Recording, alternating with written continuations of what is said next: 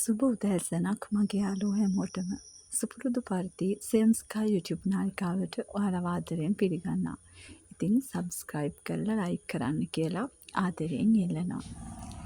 මගේ home stay එක අලුතෙන් පටන් ගත්තේ. ඉතින් ඒකේ පොඩි අඩුපාඩු ටිකක් තිබුණා. ඒ ටික සම්පූර්ණ කරලා ආයෙත් ෆොටෝ ටිකක් අරන් අප්ලෝඩ් කරන්න හිතුවා අපි බුකින් එකට. ඉතින් අද ඒ ෆොටෝ ටික ගන්න ඇවිත් ඉන්නේ.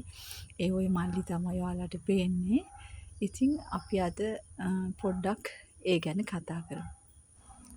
අපි ගැහැණු අය විදියට අපි ගොඩක්ම කැමති අපිට ලස්සන ගෙයක් තියෙනවා නම්, ඊට පස්සේ අපිට වාහනයක් ගන්න පුළුවන්කම තියෙනවා නම්, ඉතින් අපි ඉස්සෙල්ලාම කරන්නේ ලොකුවට ගේ හදනවා, ඊට පස්සේ වාහනයක් ගන්නවා. ඉතින් ඒක තමයි හුඟක් වෙලාවට අපේ හීන අතරේ පළවෙනියටම තියෙන හීනය. මම හිතන්නේ ගොඩාක් ගෑනු අය දකින හීනයක් තමයි ඕක. අද සමාජයේ වුණත් ගොඩාක් දුරට අපි මිනිස්සුන්ව මනින්නේ එයාලට තියෙන වාහනෙන්, එයාලට තියෙන ගෙවල් දොරවල් වලින්, එයාලා වියදම් කරන ප්‍රමාණය අනුව.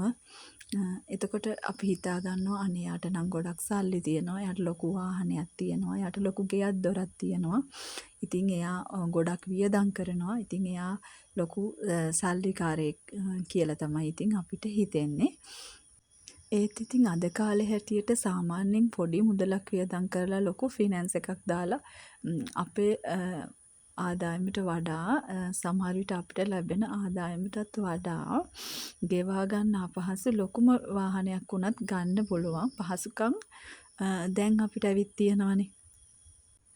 ඒ වගේම හොඳ ජොබ් එකක් කරන කෙනෙක් නම් ලොකු ලෝන් එකකට ගිහිල්ලා අපිට ලොකු ගෙයක් හදාගන්නත් අපිට අවස්ථාව ගොඩාක් දුරට තියෙනවා. ඉතින් අපි අතේ සල්ලි නැත්තම් අපි ගොඩක් දුරට කරන්නේ එහෙමනේ.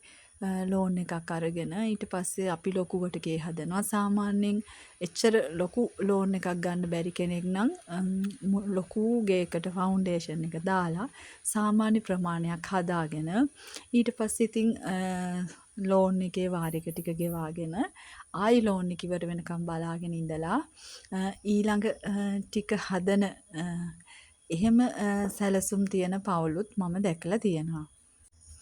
ඒත් ඉතින් ගොඩක් දුරට මේ සම්ප්‍රදායෙන් පිට ගිහින් මට නම් ඇත්තටම ඕනකම තිබුණේ මුලින්ම අපිට මොකක් හරි ආදායම් මාර්ගයක් හදාගන්න. ඒ කියන්නේ මහත්තයාගේ ජොබ් එක තියෙනවා. මම ජොබ් එකක් කරන්නේ නැහැ. ස්ථිර ජොබ් එකක් නැහැ. ඉතින් එකම ආදායම් මාර්ගයකින් මම හිතන්නේ සාමාන්‍යයෙන් පවුලකට මේ දවස්වල ලොකු වියදමක් යනවා. ඉතින් මගේ අදහස උනේ හැමදාම අපි අපිට අවශ්‍ය වියදම කියන්නේ අපි දැන් වියදම් කරන්න ඕන ප්‍රමාණය සීමා කරගෙන අපහසුතාවයකට පත් වෙනවට වඩා අපි අපිට අවශ්‍ය වියදමට දෙයක් අපි හම්බ කරගන්න එක, හොයාගන්න එක, අන්න ඒ අදහස තමයි මගේ නම් හැමදාමත් මේ ඔළුවේ වැඩ කරේ. අපිට කිසියම් ආදායමක් එන්නේ නැති ඕනම තැනක සල්ලි හිර කරන්න ඉතින් එච්චර මම නම් කැමති නැහැ. මොකද අපි ලොකු ගෙයක් දොරක් හදාගත්තා කියලා ඒකේට වෙලා හිටියා කියලා ඉතින් අපි තව ණයක් අරගෙන එක කරනවා නම් අපිට වාරික ටික ගෙවා ගන්න ලොකු පීඩනයක් එන්නේ. එච්චරයි වෙන්නේ.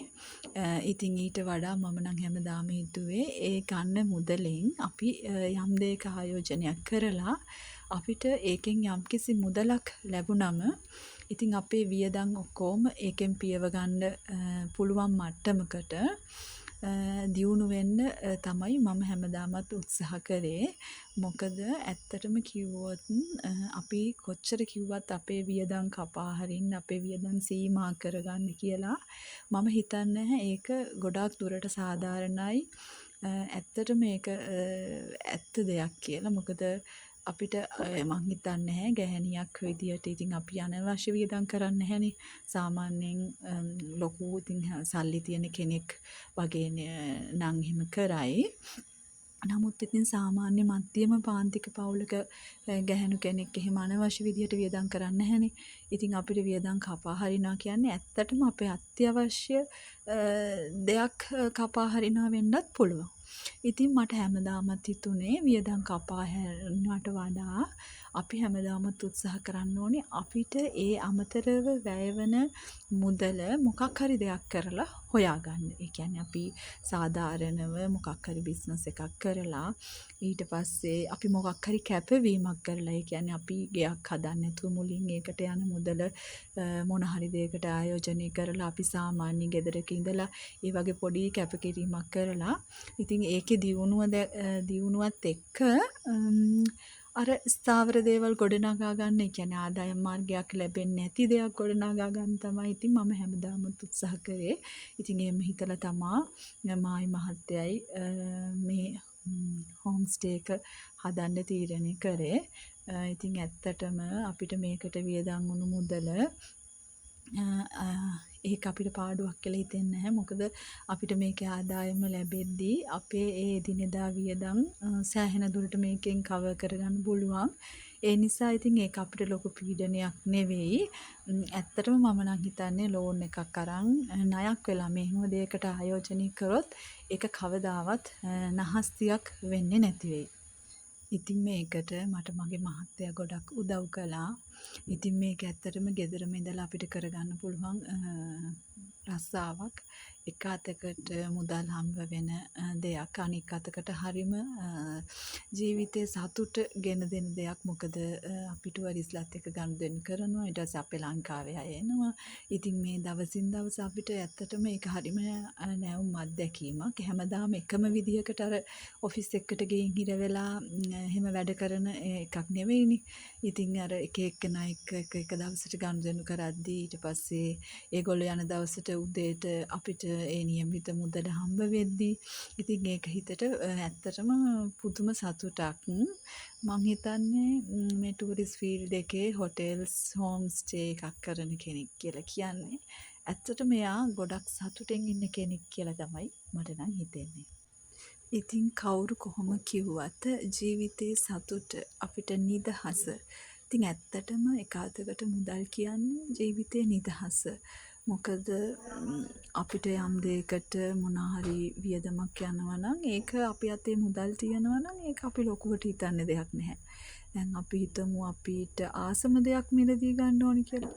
එතකොට ඒක අපිට ලොකු පීඩනයක් නෙවෙයි. අපි අතේ මුදල් තියෙනවා, අපි ගියා, ඒක ගත්තා ආවා. එහෙම නැත්නම් අපිට මොකක් හරි ආදායම් මාර්ගයක් තියෙනවා නම් අපි ඒකෙන් සල්ලි එකතු කරගත්තා. අපි ආස දෙයක් ගත්තා. ඉතින් ඒක මම නම් හිතන්නේ මුදල් කියන්නේ ඇත්තටම මිනිස්සෙකුට ජීවිතේ පුදුම නිදහස් දෙයක්.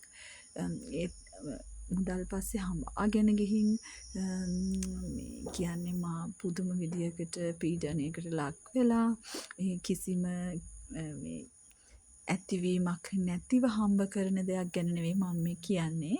සාමාන්‍යයෙන් අපිට ජීවත් වෙන්න අපේ එදිනෙදා වියදම් එතකොට අපිට සාමාන්‍යයෙන් කොහොමත් අවුරුද්දකට සැරයක් වතාවක් අපේ හිතවත් කෙනෙක්, අපේ නෑදෑ කෙනෙක් වෙඩින්ස් තියනවා, පාටි තියනවා.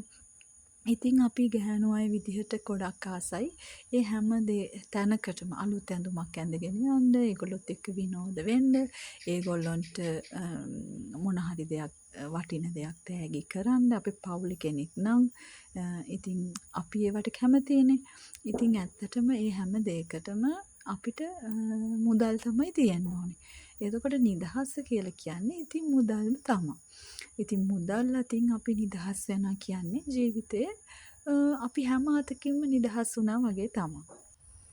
ඉතින් අපේ බබාලා චූටි කාලේ ඒගොල්ලෝ ඉල්ලන ඕනම හැම දෙයක්ම ඉතින් අපිට අරගෙන දෙන්න පුළුවන් නම් ඉතින් චූටි බබාලා එක්ක එළියට බහැපුවාම ඉතින් දන්නවනේ ඒගොල්ලෝ එක එක දේවල් ඉල්ලනවා. එතකොට අම්මා කෙනෙක් විදියට අපිට හැමදාම ඉතින් හස්බන්ඩ්ගේ පඩියෙන් මේ හැම දෙයක්ම කරන්න බැහැනේ. එතකොට තමයි අපේ අර මං කියපු අර වියදම් ඉතින් සීමා වෙන්නේ. ඉතින් අපේ දරුවෙකුට අපි හොඳ පෝෂණයක් දීලා, හොඳ අධ්‍යාපනයක් දීලා එයාලට සතුටින් එයාලගේ ළමා කාලේ ගෙවන්න අපි උදව් වෙනවා කියලා කියන්නේ ඒකත් ආයෝජනයක් තමයි. ඉතින් අපේ සතුට වෙනුවෙන්, අපේ දරුවන්ගේ සතුට වෙනුවෙන්, පවුල වෙනුවෙන් තමයි අපි මේ හැම දෙයක්ම කරන්නේ. ඉතින් දරුවන්ගේ වුණත් අපි ගොඩාක් දුරට හිතලා අපි නොදකපු අනාගතයක් ගැන ඕනවටත් වඩා පීඩනකින් ඉන්නේ නැත්. ජීවිතයේ එදිනෙදා ගත වෙන සතුට හොයාගෙන යන්න තමයි මම හැමදාමත් උත්සාහ කරන්නේ. ඔන්න ඉතින් මේ වෙද්දි මගේ ෆොටෝ ටික අරන් ඉවරයි. මේ තියෙන්නේ ෆොටෝ ටික. ඉතින් තව ෆොටෝස් ගොඩක් තිබුණා. ඉතින් මම මේකෙන් කීපයක් විතරක් තෝරලා මේ විදියට දැම්මා. ඉතින් ඔය තියෙන්නේ මගේ හෝම් ස්ටේ එක. ඉතින් මගේ වත්තට ගොඩක් කුරුල්ලෝ එනවා. ඔයාලා කලින් මගේ වීඩියෝස් වල දැකලා ඇතිනේ. ඉතින් ඔයාලත් දඹුල්ල හරහා වන්දනා ගමනක් යනවා නම් හරි දඹුල්ලේ කොහරි නතර වෙනවා නම් ඉතින් මගේ හෝම් ස්ටේ එකේ නතර වෙන්න පුළුවන්. මට කමෙන්ට් එකක් දාන්න පල්ලෙහායින්. එතකොට මාව කන්ටැක්ට් කරගන්න පුළුවන්. ඉතින් මේ මගේ හෝම් ස්ටේ එක ළඟම පයින් යන දුර තමයි ජලාශය තියෙන්නේ. ඒක ලොකු ජලාශයක්. ඒක කෙළවරේ තියෙනවා අලුතෙන් මිදි කරපු ලස්සන පන්සලක්. ඒක මේ ළඟදි හැදුව එකක්. හරිම ලස්සනයි. ඉතින් එහෙනම් නිවාඩු වෙලාවක් තිබුණොත් මේ පැත්තේ ඇවිත් යන්න. මෙතෙක් ජීවිතේ අපට හමු වෙලා තියෙන හැම බැඳීමකටම ආදරණීය මිනිසෙක් වෙන්න උත්සාහ කරන්න.